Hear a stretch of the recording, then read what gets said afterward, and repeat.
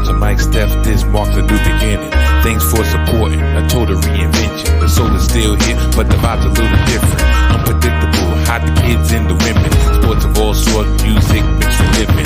Rep New York City, but ain't the politician. Always bring the heat, Steph bacon in the kitchen. Big shout to y'all, I appreciate the listen.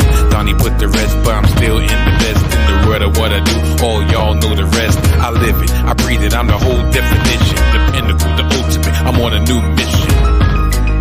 The salty thoughts of Mike Steph, featuring the one and only Mike Steph, the best in the world of what he does.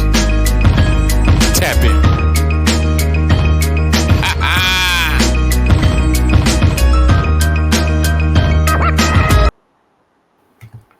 What up, people? Welcome to episode number 7 of the Salty Thoughts of Mike Steph, featuring the one and only Mike Steph, best of what he does. Yeah, man. Not only am I the best in the world at what I do, if I could ever get my Mike Steph, yeah, best in the world of what he does, best in the world of what I do. Not only that, you know what this week is? You know what my little moniker is for this week? Because I kind of figured out the snafu that I kind of blasted StreamYard for last week, but there will be no apologies. No apologies from Mikey's. No apologies whatsoever. Because this week, I am Mike Steph, a.k.a. Bi-Coastal Mike. And you want to know why? You want to know? You have a question why I'm going to label myself Bi-Coastal Mike this week? If I could ever figure out how to talk? Because it's that time of year that comes around once a year. NBA playoff action. Yes. But for the first time in recent memory, in recent history, two of my teams, one on each coast, my New York Knicks, because since I've been doing this video stuff, y'all haven't seen me with a New York Knicks hat on, have you? But guess how old this hat is? This hat is almost as old. Matter of fact, it's older than my grandchildren. How about that? But yeah, this year I have the New York Knicks, the New York Knickerbockers in the playoffs for the second time in the last 3 years. And of course, on the West Coast, on the left coast, some would say the best coast, but I ain't going that far. I have my Golden State Warrors also in the playoffs, but they are the defending NBA World Champions. So, shoot, for the first time since I've been doing a podcast, and that's, I think in June will be 4 years that I've been doing a podcast. Go figure. Wonder why I haven't got any traction yet, but that's what I'm trying to do. That's what I'm trying to garner right now. This will be the first time in 4 years that during the playoffs, my allegiance is kind of, matter of fact, I won't say my allegiance is split because I'm steadfast a New York Knicks fan and I'm steadfast a Golden State Warriors fan. But my attention has to be split right down the middle. I could say something a little bit more vulgar, but you get the drift. So I had the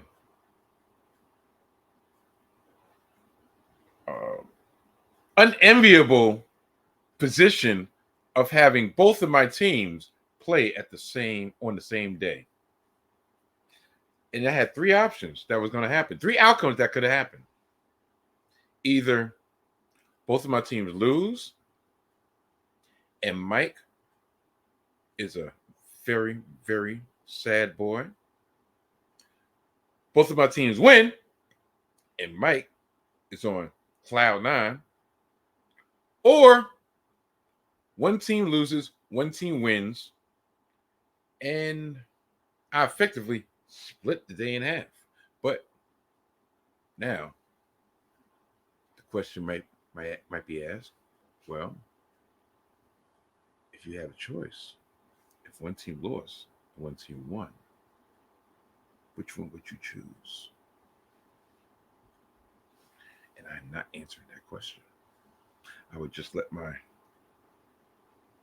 hat selection today speak for itself as of today, Sunday, April what? April 16th, 2023. I am currently recording this recording this podcast in the middle of game one of two franchises. Matter of fact, two teams that I loathe. The Memphis Grizzlies with John Morant, a.k.a. Rainbow Bright, a.k.a. Tekashi 6ix9ine.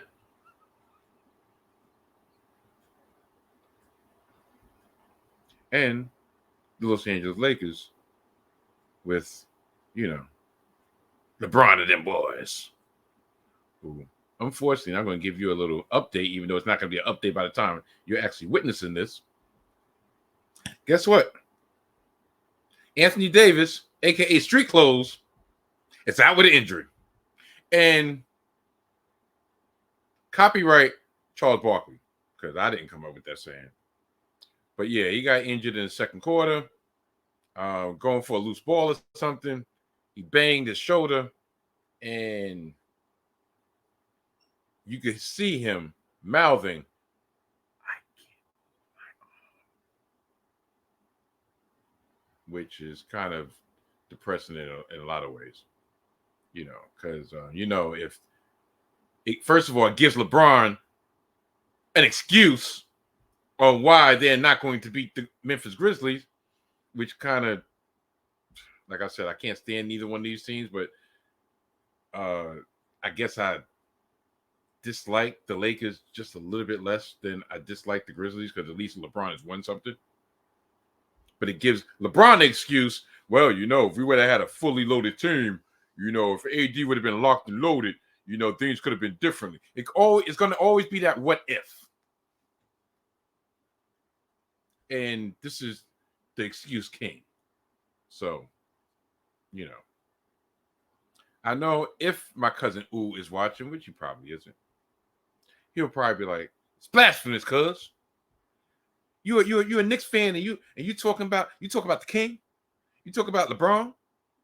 You're a Knicks fan, cuz. You can't have two teams." Yes, the hell I can. And I've said so on this podcast numerous amounts of times. So yeah, that's what's going to be on deck this week. I'll be having my thoughts on game one. Oh shit! AD is back in the game. See, this is why I had this game on while I was recording, because breaking news, Street Clothes that put his uniform back on, and he's smiling, and he just hit a 19-foot turnaround jumper from the baseline. So, yeah. Series is popping. But yeah, before I got so rudely interrupted by myself, this week I'll be talking about the game ones of the Eastern Conference first round series between my New York Knickerbockers. Yeah, see, it doesn't even have the same ring as the Warriors, but my New York Knicks and the Cleveland Cavaliers, in which, trust me, if they would have lost game one, I would probably have a Met hat on. So that just gives you a little hint on what I got in store for that recap. And the nightcap, which was my gold-blooded, my Warriors losing to the Sacramento Kings. Fun fact for yours truly. Do you know, matter of fact, I will not claim full fandom for this team, but this was one of my favorite teams in late 90s, early 2000s. One of my favorite teams were the Sacramento Kings. I'm talking about the Sacramento Kings team, the iteration of Chris Rebel, because I was always a C-Web fan. Peja Stojakovic, Mike Bibby, when he was in his prime, Bobby Jackson, six-man extraordinaire, Doug Christie, defensive stopper, and Vlade Divac. The Rick Adelman teams. Yeah.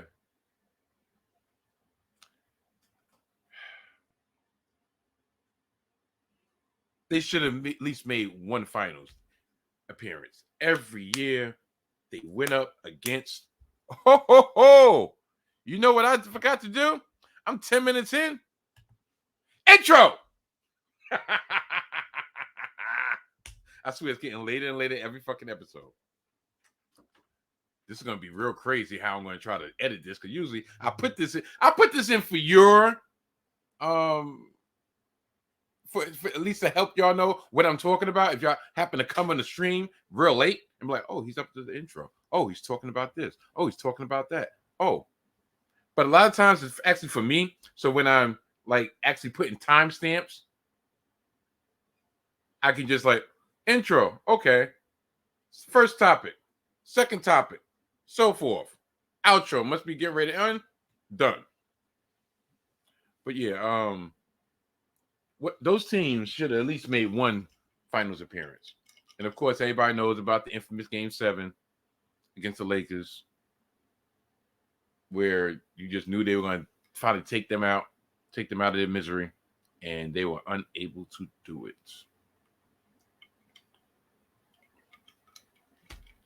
But yeah, that was one of my favorite teams back in the day, the Sacramento Kings. Because when it comes to basketball, and I think I've said this before and I'll say it again, I'm the type of person, I can't really watch competitive sports without rooting for someone or rooting against someone. That's just me. I can't just watch it for the love of the game, because I just can't. Like, that's kind of why I can't really get into hockey, because yeah, matter of fact, I wouldn't even call myself a hockey fan. But if the Rangers are in the playoffs, if they get to the conference finals or they get to the Stanley Cup, I'll actually indulge and I'll watch a couple minutes, even though I have no idea what I'm watching. But I'll root for the Rangers. I'll root for the Islanders. I'll root for the Devils. But like I said, when it comes to basketball, and especially all the years that the Knicks were not in the playoffs, but you got your Eastern Conference, you got your Western Conference. So, of course, Eastern Conference, my Knicks in there. New York, stand up. New York, stand up. Even though Stephen A., I swear, I'll get to him later. But when it comes to the Western Conference, I'm like, all right, I like some of these teams. I'm not a fan per se of some of these teams, but I like some of these teams. And one of the teams I used to like was the Sacramento Kings. Back in the day, I used to like the Oklahoma City Thunder, the OKC Thunder. Especially when they was in their formative years, when they had Harden and KD and Westbrook. So, yeah, that was always me. I done lost track of what I was trying to do, so that probably means I need to get this on the road. I don't even have any really antidotes this week about how my week has been, because to tell you the truth, it's probably best left unsaid. But at least the playoffs are here, and we can get the playoffs up and running. Oh, yeah, Smitty from the group home in Bergen Beach. Hey. Ain't gonna be no baseball talk this week. Look, it's the opening weekend of the NBA playoffs, baby. But I did rep my Mets just by wearing the shirt. Maybe next week. Oh, even though he actually sent me the information, I'm gonna share it with the masses. Brett Beatty, or how I used to call him last year when he got called up, Batty. was called up from AAA. Red hot in AAA. Batting 400, 5 home runs. He's been called up to the big leagues as the Mets look to sweep their weekend series against the Oakland A's out in the Bay. So, yeah, that's my baseball talk. So I guess, once I get into the basketball, bye, Smitty from the group home in Bergen Beach. See you next week. Oh, yeah. And he did accept my offer, much to my surprise. He said, as soon as we're able to, gauge our schedules and try to sync them, he will be on the Salty Thoughts of Mike Steph. Probably in June and July when basketball is over and I have nothing to talk about but baseball. And he's a baseball aficionado. Don't let the group home fool you. There's a lot of information garnered in the halls of the group home in Bergen Beach. And Smitty is a aficionado and a beer connoisseur, even though I can't partake, but hopefully he'll be partaking so he can have some witty antidotes on the top of his dome, which is, I'll leave that until you actually see him or hear from him and let him tell you stuff. All right. Yeah, I'm rambling. So let's get this show on the road.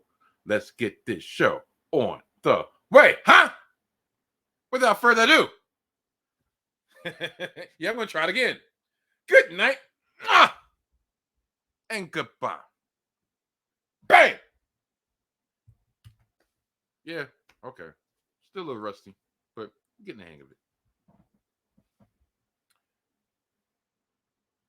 Yesterday, Saturday, Game 1 of the Eastern Conference first round series between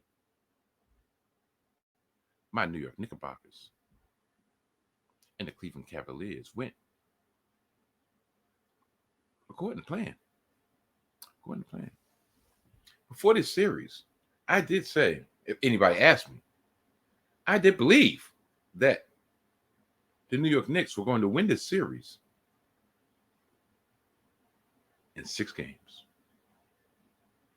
There will not be any Game 7. This is how I feel like it's going to go. I feel like we will win 2 games on the road. Do I feel like we're going to split? Do I feel like we're going to sweep the first 2 games? No, but it's a possibility. It's a possibility. But I feel like we're probably going to split on the road, come home, split,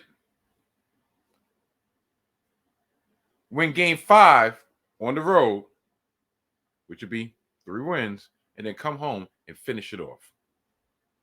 Because, little unknown fact, the Knicks have been a good team this year, but they haven't really been a strong juggernaut at home. They've actually had more success on the road than the normal NBA team. And I'm watching Street Clothes, and he's moving good. So, and he just yammed it for the lead with 3 minutes and 24 seconds in the fourth quarter. In the third quarter, the Lakers are up 85-83. Yeah, if Anthony Davis, matter of fact, I'm not going to talk about them on my New York Knicks segment. F them. Yeah, like I said, the Knicks are going to win the series. I'm very confident that the Knicks are going to win the series. You want to know why? You want to know why? Tell you why. Because the Knicks are a more complete team. The Knicks are a deeper team than Donovan Mitchell and the rest of them boys. What I noticed yesterday, and trust and believe, I got my trusty old notes, just in digital form.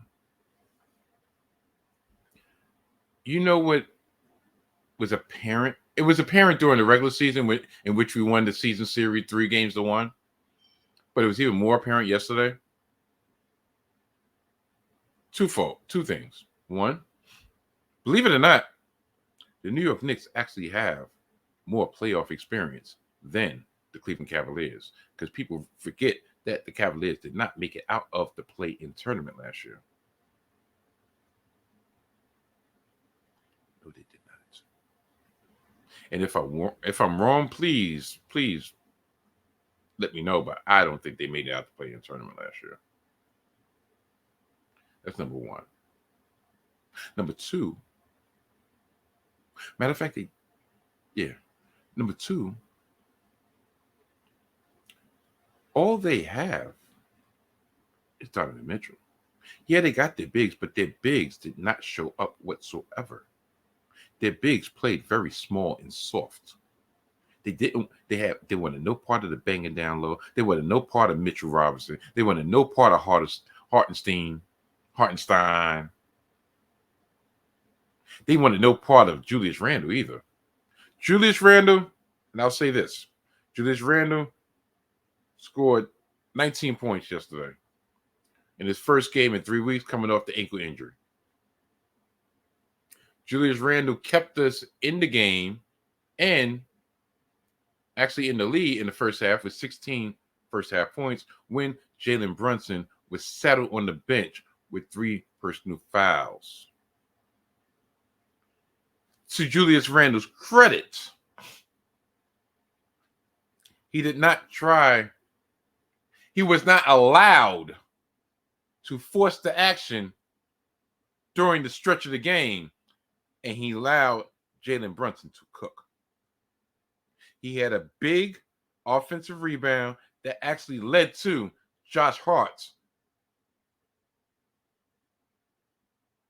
go-ahead 3 with less than 1 minute remaining in the game. Right after Josh Hart sprained his ankle on the ensuing play on the other side. Josh Hart had 17 points. Junkyard dog. But not getting off the subject because, like, I'm sorry, I'm all over the place today, but just please forgive me. The Cavs only have Donovan Mitchell. Jarrett Allen. Am I supposed to be scared of Jarrett Allen? Am I supposed to be scared of Evan Mobley? Really? As a Knicks fan, are we supposed to be scared of that? Darius Garland, are we supposed to be scared of him? He was scared to death. Lack of playoff experience. Scared to shoot. Invisible in the fourth quarter. Am I supposed to be scared of Shetty Artman, CD Artman, Osman, whatever the hell his name is? The defensive stopper. Really? We're supposed to be scared of these players that I speak of? No shade, but I'm supposed to be scared of the coaching acumen of J.D. Bickerstaff? Sorry. I mean, good coach, but I'm not scared. He's not a Hall of Famer as of yet. Are we supposed to be scared of the home field, a home court advantage? Let's put it this way. When Jalen Brunson was shooting dagger after dagger after dagger after dagger in that second half, Quicken Loans Arena was quiet as a mouse. It was scared. Only due to some sloppy play. And the superstar that goes by the name of Spider Mitchell. Was this even a competitive game? Now I'm going to refer to my notes so I can stay on task. As I've said, the Cavs have no one that the Knicks should be scared of besides Spider. No one else had playoff experience. Jalen Brunson is the difference. Just his calming influence. There was times during the game that Julius Randle was trying. He was trying his damnedest to give this game away. But because we actually have Brunson, we actually have a point guard for the first time in 10 years, the last year of Jason Kidd, And besides that year, for the first time in forever, since the years of Mark Jackson, Jackson, he was not allowed to throw the game away. I put on social media, I made a tweet, and nowadays I really don't tweet. I tweet out trying to promote this show, and that's about it. Because a lot of people's opinions when it comes to that cesspool are not worth the time. But I tweeted out, yo, Randall needs to be easy, get out of Brunson's way, and let Brunson cook. Because that spin into the middle of the lane, into the teeth of the defense, where he always fumbles the ball, that's just been tired. This is the fourth year we've had to deal with that. And luckily, he is not our go-to player. He can be an accessory. Like I said, he helped us in the first half when Brunson was unable to. And guess what? When Brunson came back in the third quarter, he came out with a vengeance. I'm sorry to say that. The Knicks, and this is not to be negative on after a game one victory, a game one road victory, the first time since I believe I read or saw since 1999 that we have won a game one on the road in the playoffs. So I'm not going to be too negative. But the Knicks as a whole, we will not get to that next level until we get rid of Randall. Sad to say, but it's true. Now, on the opposite side, when Chetty Osman is your defensive stopper, I'll take my chances. Spider Mitchell is going to eat, and he did. He dropped 38 points. But guess what? He was 14 of 30 shooting. Yeah, a little bit less than 50%, but it took him 30 shots to get 38 points. If he's shooting the ball 30 times, guess who's not shooting? The rest of the team. Guess who's not getting in the rhythm? The rest of the team. Remember, I told you, I think the last meeting between these two in the regular season, with Jalen Brunson dropped 48 and Mitchell had like upper 30s, upper 30s, low 40s, and we won. It could be a Spider Mitchell show all day long if we want, as long as everybody else, the others, don't get involved. And tell you the truth, the Cavs really don't got many others. They don't got nobody to us them down. I swear, the only person that's going to catch that joke is my brother Cool. Us them down, us them down, us them down, us them down, us them down, us them down.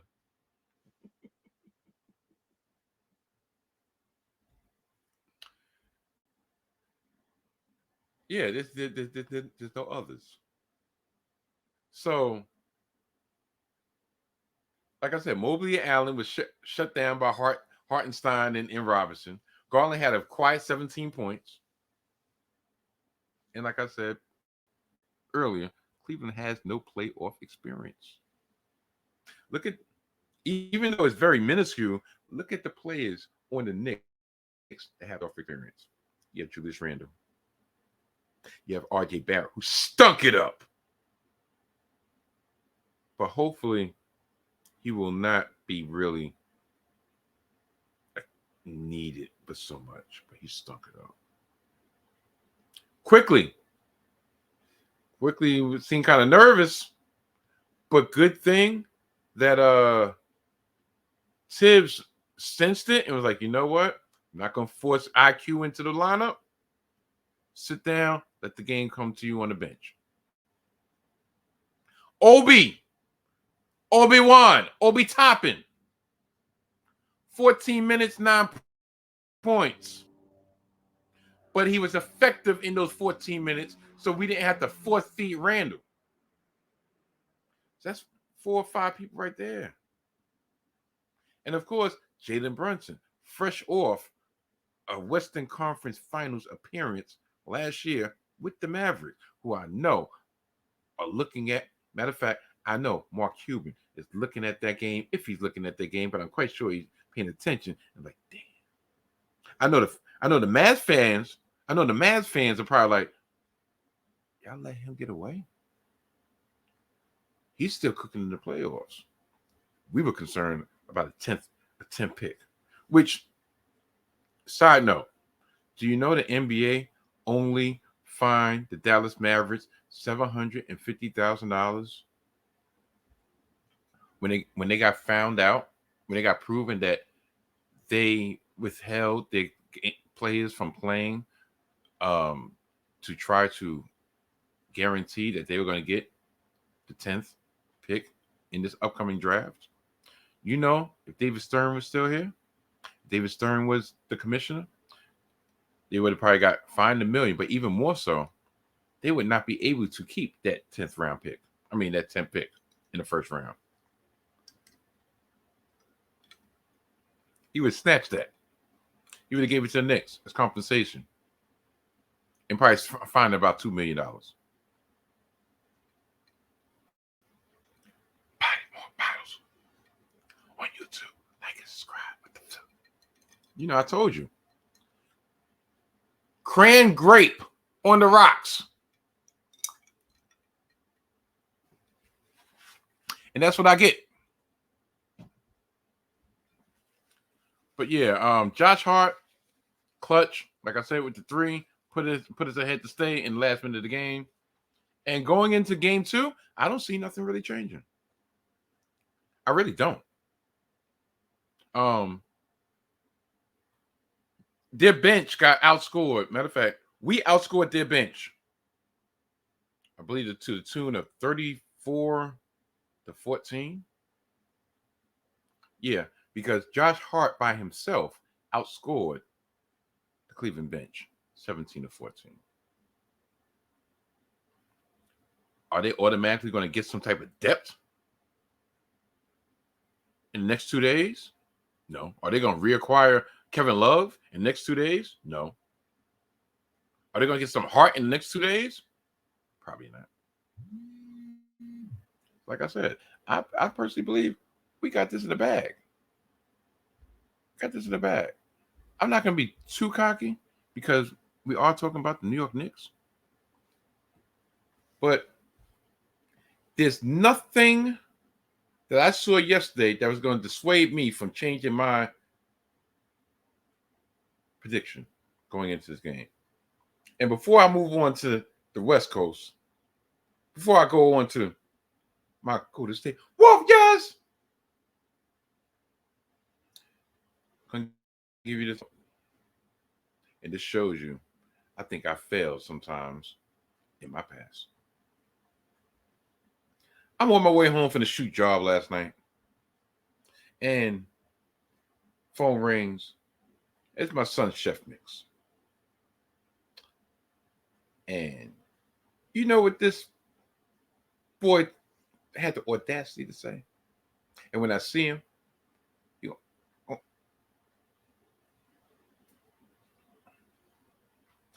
he calls me. I was like, hey, what's going on? He's like, hey, Dad, how you doing? I'm like, all right. He's like, yeah, I was going to call you earlier because I was going to curse you out. I was like, what the you going to do what? Oh, you talking greasy because you like 200 miles away? He's like, nah. What happened? What's going on? The Knicks messed up my parlay. I said, how did they mess up your parlay? Because they won.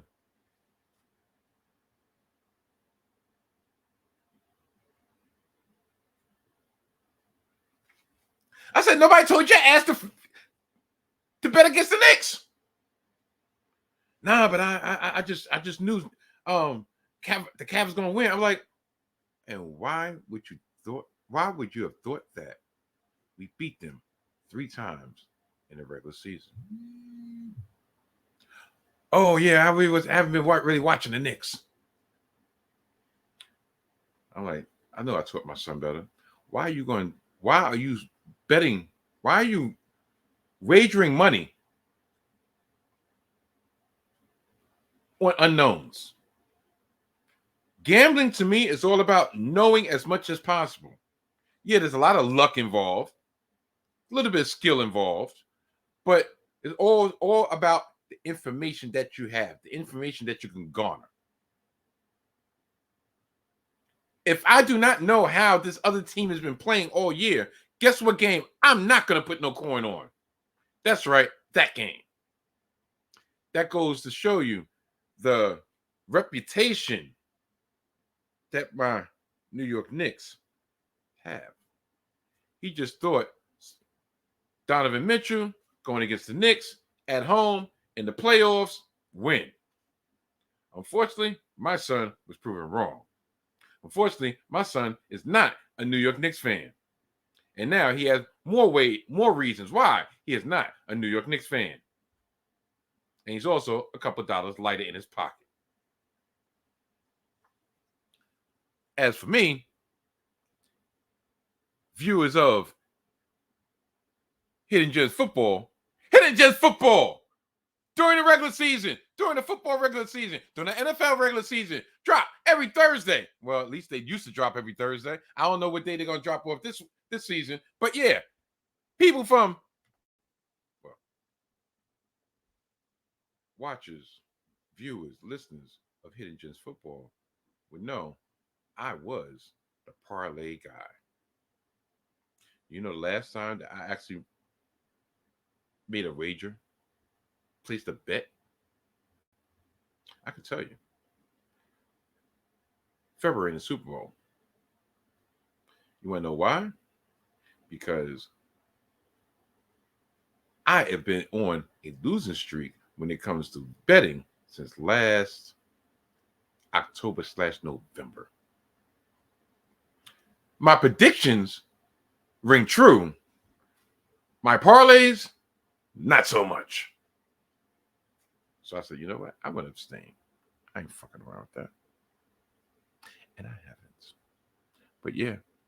So I believe game 2 will be this Tuesday night, 7:30, TNT. Be there. I said, be there. Now, this game, the Warriors versus the Sacramento Kings, was a game that a lot of people had marked on the calendar. A lot of people had marked in the schedule like, yeah, man, this is going to be a barn burner of a series. And that it is. You have the highest scoring team in the league, which is the Sacramento Kings. I believe they average 120 points a game. They're very high octane. Pace, pace, pace, pace, run, pace, pace. Against the defending champions, the gold-blooded Warriors, led by Steph Curry and Clay and Dre, with the returning two-way wigs. With the returning, even though we've had them for the last month and change. Matter of fact, since the trade deadline, but he started playing it last month. With the returning Gary Payton. That means literally we're whole as we've been all season long, with the addition of Payton back to the lineup.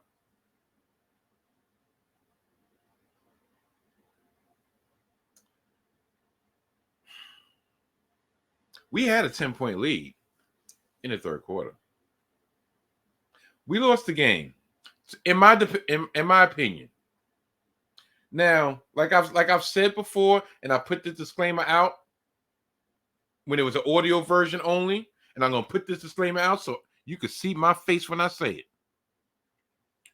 When it comes to my Warriors, I am a fan. Not a delusional fan, but not an overly analytical fan. I see the way to others in the Golden State Warrior fan base that have been more invested in this team since 2010, 2000. Matter of fact, let's say since the run really started, which was 2013, the last 2 years on the Mark Jackson tenure. Now, that's when I started bubbling up. But like I said, I never claimed them up until it took the 2019 to the 2020 season for me to officially claim them. And that was when they were at their lowest. So I cede way to the long time and long suffering Golden State Warriors fan base. So take that for what you will. And I said all that, and I done lost my train of thought. Ain't that something? Oh, here we go. In my humble opinion, the game was lost in the third quarter. You want to know why? You want to know why? You want to know why? I'll tell you why. Golden State is famous for coming out in the third quarter, coming out of halftime, and blowing the doors off the opposition. They haven't done so much this season, just for inconsistencies, what have you. But when they're on their A game, you already know that third quarter is, if they're behind, that's when they're going to make their move. And if it's neck and neck, that's when they're going to sprint away. And we was trying. We got the league up to 10. And then we got the lead up to 10. The Kings made a mini run, a 6-0 run, and they kept it within 4 to 8 points. They would never let us go above 10 points. They kept it close. You know, not only did they keep it close, not only did they prevent the Warriors from unveiling the 31st team, copyright Jalen Brunson, the 31st team in the NBA, the third quarter, the Golden State Warriors. We entered the third quarter, coming out of halftime up 6 points. We entered the fourth quarter down 1 point. Sacramento went on a 15-4 run in the last 3 minutes and 7 seconds of the third quarter to end that quarter up 1 point. And to me, that is where we lost the game.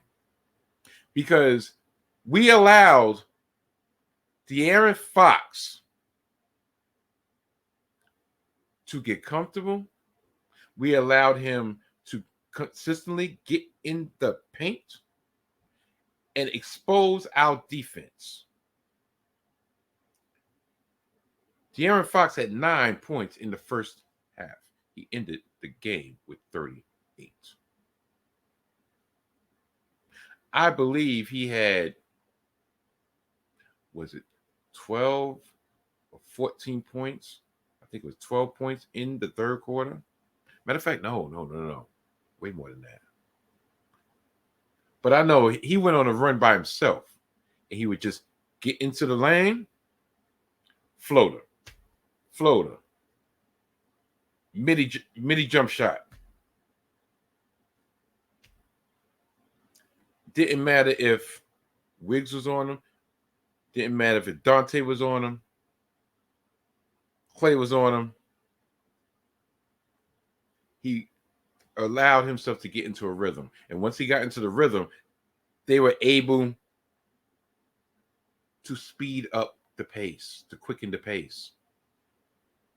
What they ended up doing, the Warriors, to me, in my opinion, we allowed Sacramento to speed us up. There was, during halftime, we were up 61-55. They said it on the broadcast. They said, the Warriors have done a great job because guess what? Look, right now, Sacramento is on pace to score 10 points below their average.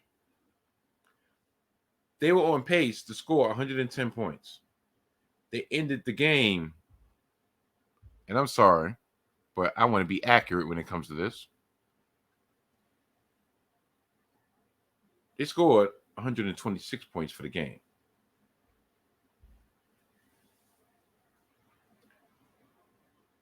They scored 71 points in the second half. And I'm going to read from my notes. The key to the game was not only did they keep it close in the third quarter, they actually ended the quarter with the lead. They prevented Golden State from their patented third quarter run.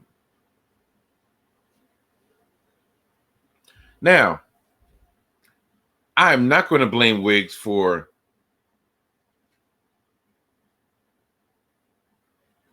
the potential game-winning miss three from the corner, because 9 times out of 10, especially the last 2 seasons, he knocks that down. I'm not going to blame anybody for saying, well, you should have tried to look for Clay or Steph. Dante got into the lane. He penetrated the heart of the defense. They collapsed. He kicked it out. He made the correct basketball play. I'm not going to lie. In the heat of the moment, I'm looking at the game, and I'm like, we're only down 1. Take it to the hole. Take it to the rim. But he made the proper play and kicked it out to a wide open Wiggs. Unfortunately, Wiggs was only 1 for 8 from 3 last night. It happens. I really believe the 2 months off for his personal reasons probably caught up with him in the second half. Just the adrenaline caught up with him in the second half. Because guess what? Look at this split. He was 7 of 16 shooting. He was 5 for 8 in the first half. He was 2 for 8 in the second half.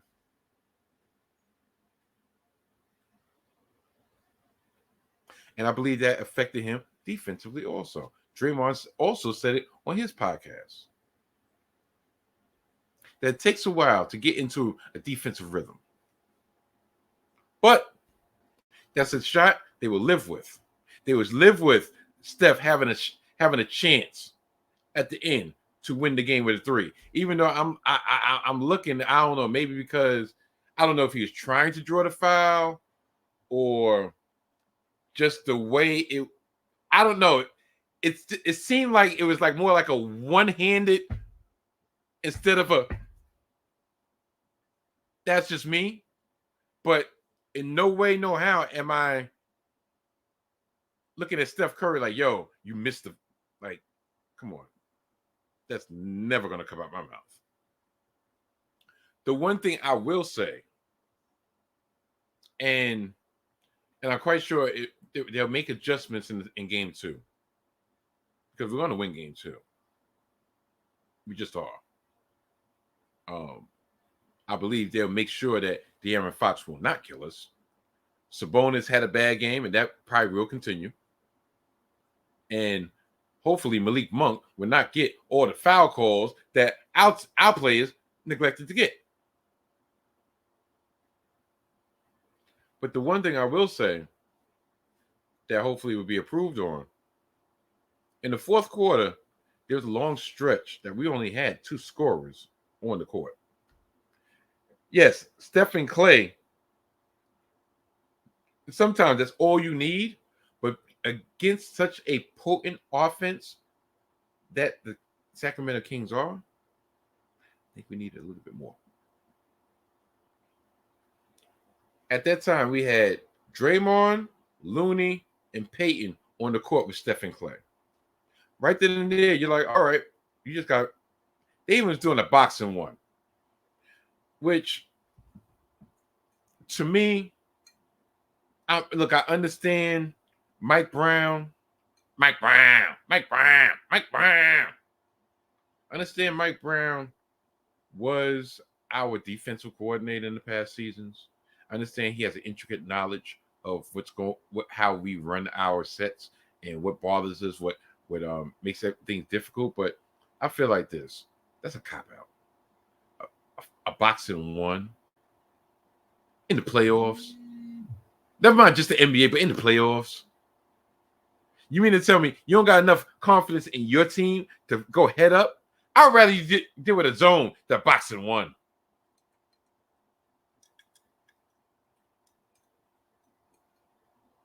To me, that's so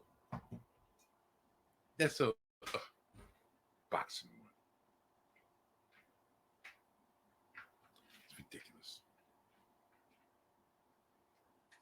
I just feel like that's beneath him.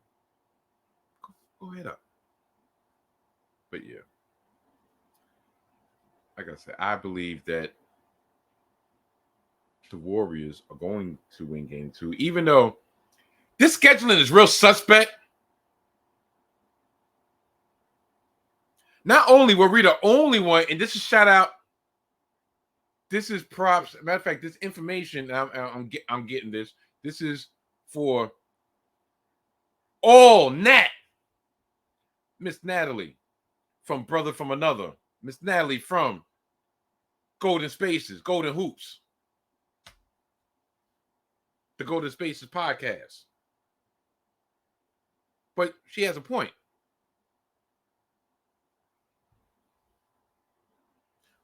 Do you know that the Warriors was the only Western Conference team that played last night? In the first, they didn't even split it up. The only team that played, the only Western Conference team that played the first day of the playoffs. Meanwhile, you got LeBron getting his extra day. And they played in the play-in. They played Monday and they got more. They actually got damn near 4 weeks rest. You got CP Dirty.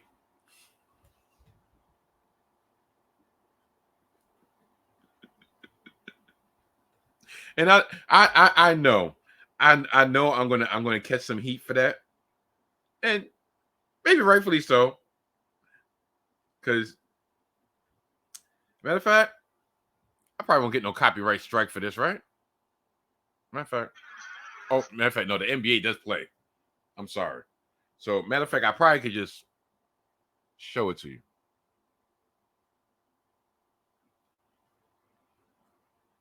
Draymond sat on Sabonis late in the fourth quarter. Now, my bro from the land of the sun feels that, matter of fact, I can't do it. I'll just paraphrase what he said. He loves how people take shots at CP3 any chance that we can take them. And yes, we do. Because a lot of times it's deservedly so. But the neglect that Draymond plays the same way. Oh, who the fuck is neglecting that Draymond plays the same way? Look, but Draymond, that's his job. CP3, that y'all put on this pedestal, the point guard. He literally takes his hands on numerous occasions from back in the day at Wake Forest when he hit Hodges in the jewels, in the golden cubes. Plenty of times. He'll do it on the slot. He's a nut puncher. Draymond's which guard mixes it up, gets in the dirt, gets in the mud. That's his job.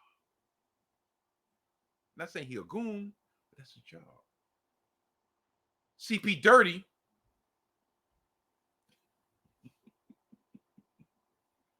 That's something that he's supposed to be above. He's supposed to be, above reproach when it comes to that. He's supposed to let his skills be on full display. But the only skills that I see is hitting people in the family jewels. Oh, you kidding? Yeah. Ain't much really else to say when it comes to the Kings and Warriors. Like I said, I think the Warriors go. Matter of fact, this is the last thing I'll say. Golden State losing game 1, I believe that it's more than a 50-50 chance that this series is going 7 games. I'm still choosing Warriors. Whoa, AD just shot an air ball on a turnaround jumper. Lakers up 1. But AD's still in the game, so kudos to him. Being guarded by Dylan Dirty Ass Brooks. Dirty Dylan. That's another dirt monster.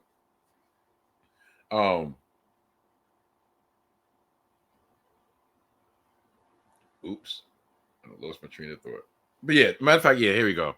Yeah, the Warriors are still going to win. And we're probably, hopefully, we will face. Matter of fact, I don't know who I want to face.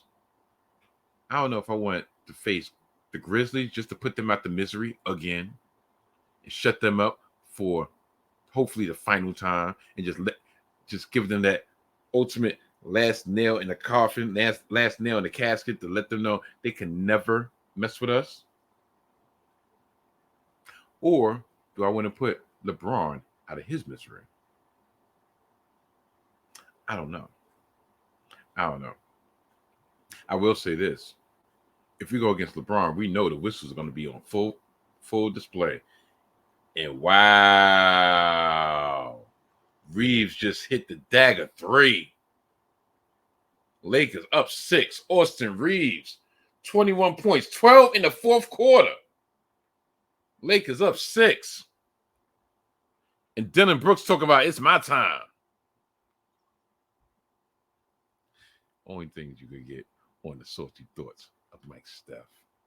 But yeah, I'm not wavering from my prediction at all. At all. At all. At all. I'm not wavering from my prediction.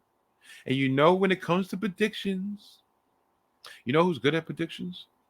You know who's good at promos? You know who's good at commercials? You know who's great at promoting himself so I don't have to? This guy. I am the Mojo King, and I am here to support my brother's podcast and all of his salty thoughts. All right, let's not say all of his salty thoughts, maybe 90%. He's a bit of a wild man. I am also here to plug my 3 podcasts. Yes, 3 of them. Hidden Gems Golf is a quick 10 to 12 minute pod where I talk long shots on the PGA Tour. Long shots mean big money when they pay off. There is also Hip Hop Hidden Gems, where historian William Freeman and I discuss songs and or artists who deserve more shine. We talked about Big Daddy Kane, Gangstar, Chino XL. We have a West Coast legend coming up. We even featured a little R&B and soul for Valentine's Day. It's a little bit nostalgia and a whole lot of fun. That's Hip Hop Hidden Gems. Lastly, but not leastly, is Hidden Gems Football. That is where me and the great Donnie Yu discuss upcoming NFL action. You already know how Donnie gets down with his spicy takes. What are you doing? There's no more Donnie Yu. I'm doing an ad for the salty thoughts of Donnie Yu. No, not Donnie Yu. The salty thoughts of Mike Steph. What are you talking about? Who the is Mike Steph? And by the way, Hidden Gems Football is the Mojo King and Mike Steph. What? What are you? Nah, I'm out. Screw this. Hello? And back to you, Mike Steph. This is bullshit. I swear, that always tickles me something fierce. Well, not too fierce. Anyway, the ending of that, where you hear the tussling in the background, like, yo, F this. I'm out of here. And it's almost like you hear him stomping away.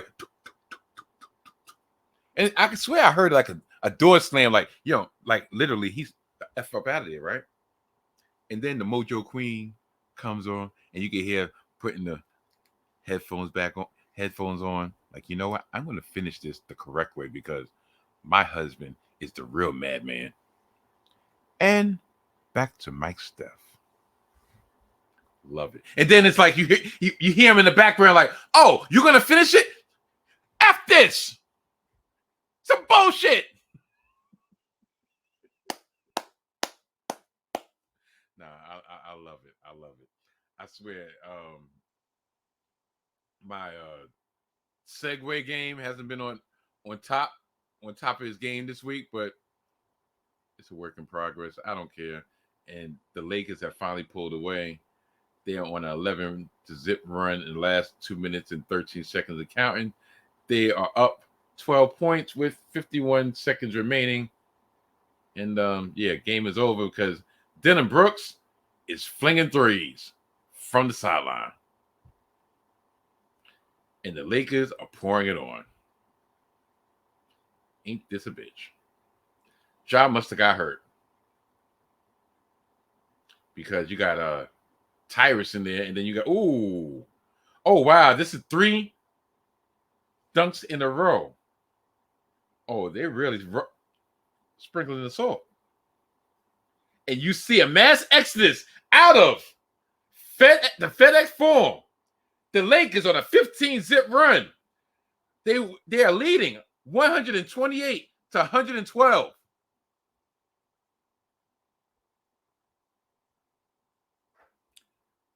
I just hate Memphis that much that I devoted the first minute and change of my outro to the Lake Show. Ugh. You know what's missing on this podcast? You know what's missing on this edition? You know what's missing on this episode? And nothing I can do about it? But it's been like almost like a weekly occurrence. A walk-in, a cameo. Main Event K is predisposed. My lovely daughter Mia hasn't walked in while recording. I missed that banter. Maybe serves me right. Maybe it serves me right that I actually recorded this when nobody is hardly here. I wish you could see my daughter's hair, though. My daughter's hair looks nice. She did like little twists or like spirals, and she did it herself. She's actually going to be. Matter of fact, Kay, what you said you wanted to be? A cosmetologist?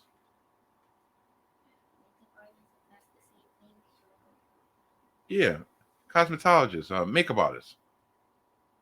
You know, so. But she's pretty good with the hair too. Looks nice. Oh, you taking it out? Why? So it could just be wavy? Curly. Oh. You leave it in for about. You don't take it out the same day. You leave it in for a little while. You take it out and you just start it. Ah. So it's easy. Okay. So I'm only seeing the first step. Okay. All right. See, this is what I was talking about. How I missed. Like I just missed talking off camera. Like that's the fact that y'all can see. And I don't know if y'all heard, but I just missed the little banter. You know, like I said, it seems like something was missing. And it's almost like she heard me say that, and she just came in. And I just said, you know what? Let me draw her into this. Okay, Main Event K. Yeah. So next week will probably be more of the same.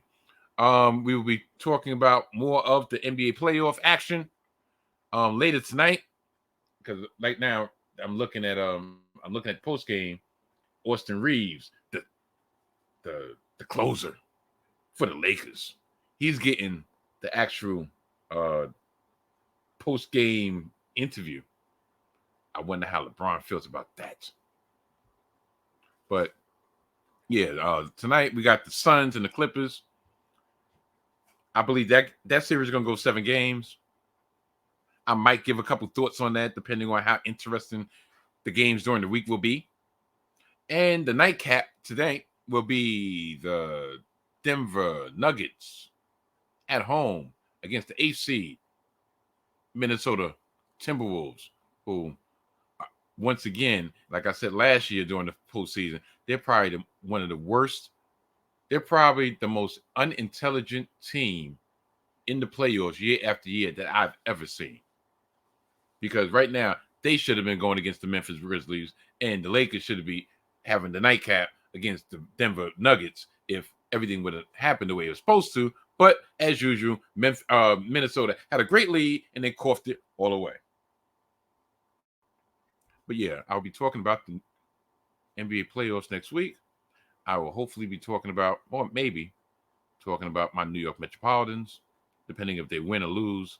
And tell you the truth, are they winning today? Are they winning today? Yes, they are. They're winning 1-0 at the end of the fourth inning. So that puts the pendulum probably close to this side that I'm going to be talking about them.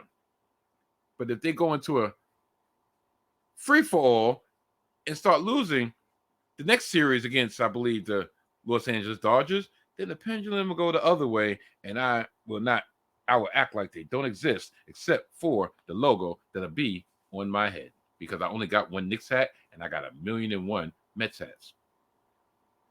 Yeah, so that will be on deck next week. Before I get out of here, I gotta plug my people. I gotta plug the people that I hold near and dear, the people that support me, and the people that I like watching. So hopefully you will too. Check out my brothers from the Gimmick Infringement Podcast, Winchester and McDowell on Gimmick Infringement each and every Monday on the YouTube page of the 19 Media Group. Check them out as they recap the latest happenings in the world of professional wrestling. There's no bachelor on deck, so you will not get a roast for Tyler. But hopefully you just might get another spirited promo from Winchester himself, amongst other things.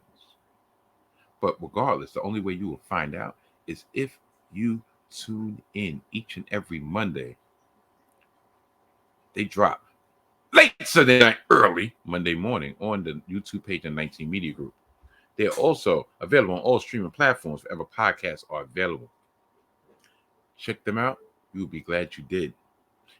Also, check out their webpage, gimmickinfringement.com, gimmickinfringementpod.com. Gimmickinfringement.com for the articles that they put up on that site that will blow your mind. The latest article is taking to task the IWC, and pretty much I felt that article with my whole soul. I really did. Check them out. You'll be glad you did. And get yourself some merch, because I got to get another t-shirt from Gimmick Infringement, because I have one t-shirt and it will be making its debut very shortly. I'm just trying to figure out what hat I'm actually going to use to color coordinate with the shirt. But the shirt that they have now with the new redesign actually goes with more things. So I probably need to cop another shirt and then put that one on and then keep the other shirt in the background so I can support them double. Check out the homies from the Black Wrestling Podcast, the BRP to be exact, where they drop every Thursday, 8:35 p.m. on YouTube, BRP Live. Check out the homies, Math, Cal, Drip, Fam, and the Queen Mimi. Check them out. Check out the Patreon.com/Black Wrestling. Pay the 10 or pay the 1. Regardless, support the bros, support the homies. And even though I'm going to give y'all 2 months notice, the BRP 50 dropping this June on Juneteenth. The BRP 50, where they rank the top 50 black wrestlers in the industry. This June, 2 months away, Juneteenth, the BRP 50. And last but not least, check out the homie Body More Bottles on YouTube. Like and subscribe. Check out Baltimore. No, F that. Check out YouTube. #1 reviewer in all things alcohol, the spirits, the beers, the cocktails, the wines, everything concerning the mixologist himself, Body More Bottles. He is returning to the YouTube streets this week. Back with reviews. Back with that Body More Bottles scale. Body More Bottles on YouTube. Like and subscribe. What the fuck? You heard me? And of course, check out the Salty Thoughts of Mike Steph podcast, which is available on all streaming platforms where podcasts are available, specifically Spotify, Apple Podcasts, Anchor.fm, amongst others. New episodes drop each and every Monday. Follow me, Mike Steffens _ at Twitter, on Twitter, or at Mike Steph, or Mike _ You know what? Let's try this again. Let's not. How about this? Don't follow me. How about that? Because since I done screwed up my whole plug, I tried to make it through this whole episode without catching an attitude, but guess what? I got an attitude. So don't follow me. But do listen to the audio version, the mothership, the flagship, if you will. Like I said, on streaming platforms, or most streaming platforms are podcasts available. And I will say, for the people that's actually listening to me and not watching me, check out the Salty Thoughts of Mike Steph on the YouTube page of Mike Steph. I drop each and every Monday. Hopefully, most times in the morning, sometimes late at night, but pretty much Monday, that's the day you could look out for me. You'd be glad you did. And that's about it. Ain't this about a bitch? This is the first episode in about 3 weeks that's probably going to clock in less than 90 minutes. I don't know if that's a plus or a minus, but it is what it is. So, I guess it's time to say goodbye until next week. Because, of course, I always forget that I have to hit this twice. Almost like Johnny Dangerously. I hate having to do things twice. So, I'm not going to say goodbye, because I just did.